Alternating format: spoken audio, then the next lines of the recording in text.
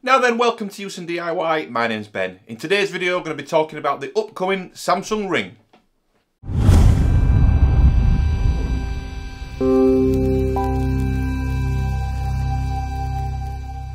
Okay, so back in September I did a video about 2024 being the year of the smart ring. There were some rumours circulating back then in September, kind of last summer, late summer 2023, about an upcoming ring being released by Samsung. There was no real information confirmed, a couple of rumours, and there was an Android Authority article on the subject with a couple of the rumours being discussed. And I think I predicted back then, I know, that back in September I predicted 2024 there would be a Galaxy ring, as confirmed by other kind of people, and 2024 would be a kind of a big year for a new wearable tech kind of thing with a ring. So there are other rings out there, the Oura Ring and other big players in the market, but Samsung bringing a ring out is huge for that kind of wearable market, and will create another kind of market niche or market area for wearable tech, I think. I think Samsung will bring theirs out and there'll be more people that will come out. There's rumours that Apple are going to release one, they're thinking about releasing one. So I think it's a matter of time really now until other people, other companies bring out their version of their smart ring. But we know it's been confirmed by Samsung that they will be bringing a ring out, the Galaxy ring, out later this year. We've still got no kind of dates confirmed, but we know it will be 2024. So basically what to do a video, just a follow-on video from the last one I did. I'll link up here somewhere to that video, where we predicted that 2024 would be the year of the smart ring. I did another video as well around some cheap NFC rings, because there is a backstory to this, my interest in rings. Not rings generally, but just wedding rings mainly. I lost my wedding ring, went on holiday last year, swimming in the sea, lost my wedding ring. So I'd kind of heard there was going to be a Samsung ring. My wife thinks that I kind of knew all along there would be one, and I lost it on purpose. I didn't, honestly. So yeah, so I will be getting a new wedding ring, and I will be getting the Samsung ring when it does get released. So I just wanted to go through the rumours, number one, the confirmed information, number two, by Samsung, by people from Samsung, basically, what we do know. There have been some viewings of the Samsung ring in the wild, obviously by top tech reviewers, and journalists have been invited to events to see that. So we'll go through that, what's there, and what you think will be there, or what could be there, and what should be there. So yeah, let's jump into that now and go through it. Okay, so the first thing we do know for definite that there will be at least 3 colours of the Samsung ring. So there'll be gold, silver, and ceramic black. Whether they'll surprise things with other added colours on release, I'm not sure, but those 3 colours kind of do make sense. Maybe the extra colours, maybe a special edition for the release, pre-order. They sometimes do that with phones, don't they, with the certain colours. Or maybe the second generation rings, they'll introduce more colours. But we know those 3. So for myself, I had a silver ring previously. I probably would go for silver.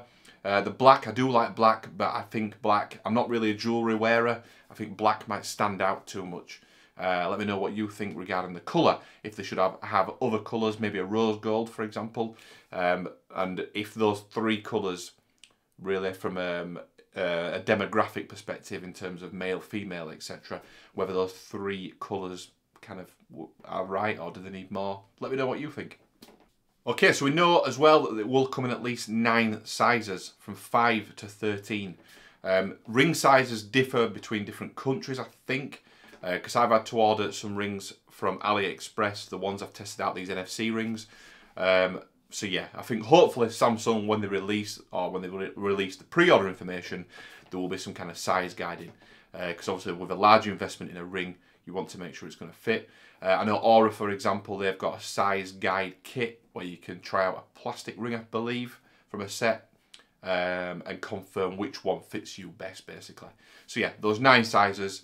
Hopefully it will be good enough range to meet most people's demands for ring sizes. Okay, next confirmed element is weight. So as a comparison, the Oura ring, I believe, comes in between 4 to 6 grams, depending on the size that you get. Samsung have confirmed, or there's been confirmation, that they will come between 2.3 to 2.9 grams, which is significantly lighter in terms of percentage-wise between the Oura and that. So whether that is correct or not, I'm not sure. I can only imagine that the weight differences, mainly obviously the material being used, the material of the actual ring, and then kind of the weight element inside the ring. You would maybe think battery would be a significant differentiator with weight.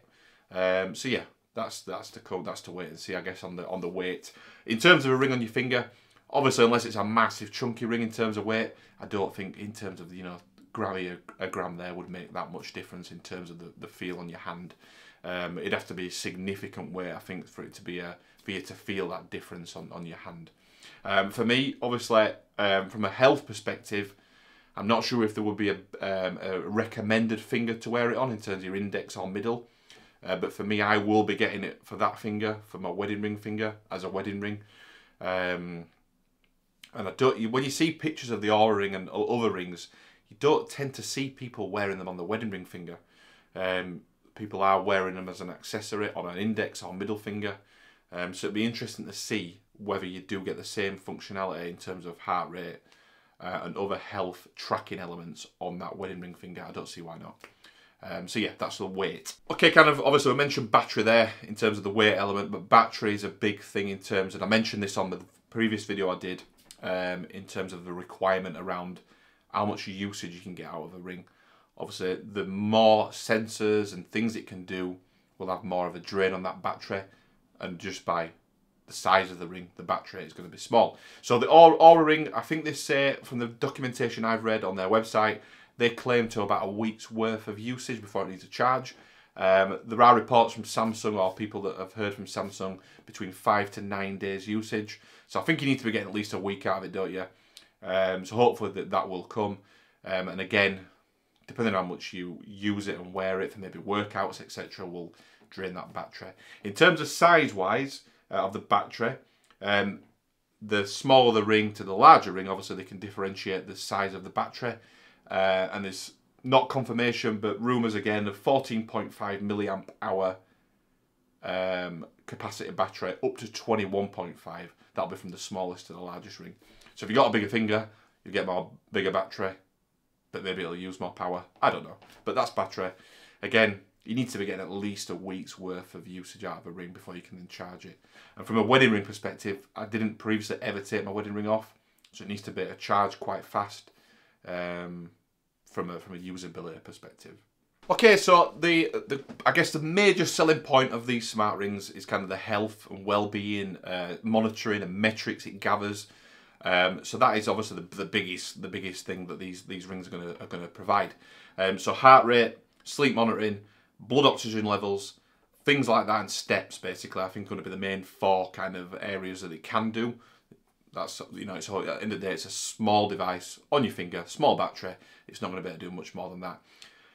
But that's exactly what I would want it for. So in terms of the watch and the ring working synchronized together, I think they're going to hopefully hit some kind of sweet spot there in terms of that full health, well-being tracking between the two.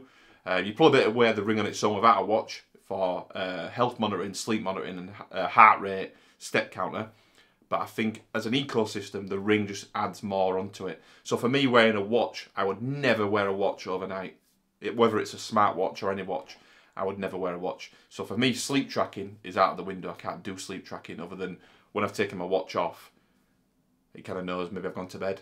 Whereas with a ring, I can wear the ring overnight because I wear a ring anyway, wedding ring all the time. So I can wear that, it'll do my sleep tracking and give me that overall health, well-being and tracking just by default, really, being able to wear this overnight.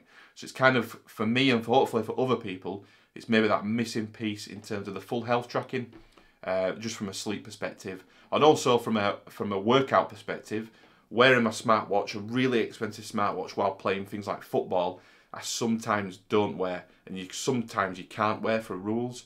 You can't wear things around your wrist, whereas a ring, you could tape the ring up and you can keep your ring on and you can still play sports, football, rugby, for example, and still get some health monitoring and tracking while you're doing football, for example. So if I tape this up, or tape the Samsung ring up, for example, I can still wear it while I'm playing football. It'd get my heart rate, it'd get my steps, etc. And I'm missing a massive chunk on the smartwatch while playing football because I can't wear it while I'm playing football. So again, that's another added benefit, and again, creating that full kind of ecosystem of your health monitoring, workout monitoring, just with a smaller device wearing on your finger. So I think that's going to be the main selling point. It's kind of not on its own, it's not going to be a major device that's going to answer all questions on its own, but I think combined with your phone, with your watch, and then with the ring as well, it's kind of ticking all those boxes and giving you that full well-being and health monitoring capability.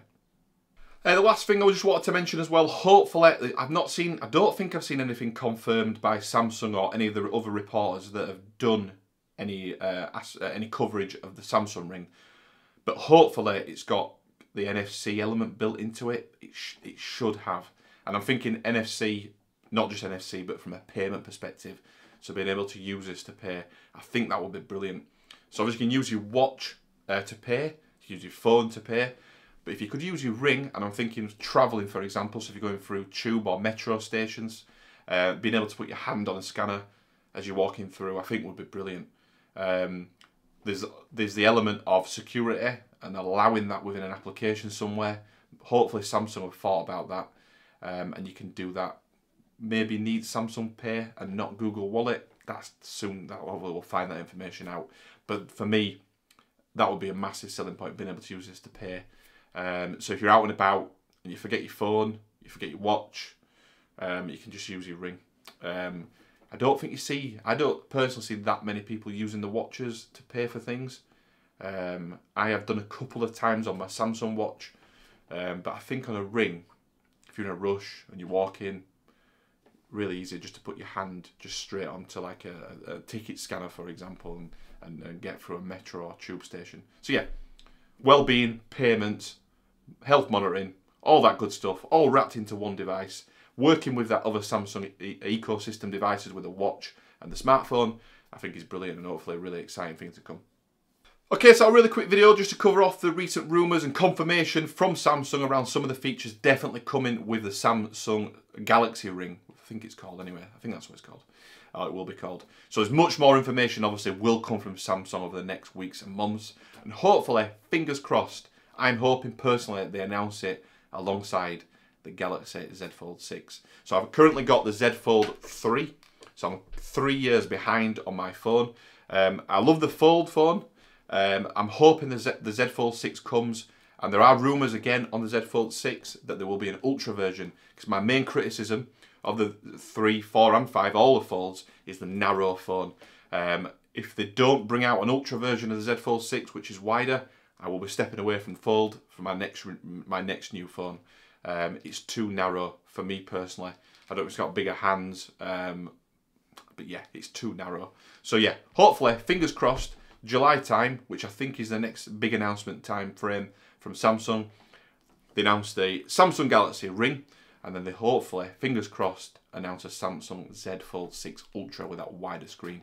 That would be brilliant. And to be honest with you, I'll be getting both. I'll be buying both, because that would tick so many boxes for me in terms of my tech requirements. So this has been really, hopefully, a discussion kind of prompting video. And I want to know from people watching this video what you think in terms of the Samsung Galaxy Ring, the features that have been confirmed. Is it enough? What more do they need to make you want to buy the ring? Would you buy the ring? You know, is it a pointless device for you? What do you think? Obviously, different people require different things from technology and from different devices. For me, if I wasn't buying a wedding ring, I might not get the ring, because I'm not into jewellery really, other than the wedding ring that I wear. So for me, it ticks a box of getting a wedding ring, but also getting a smart ring at the same time.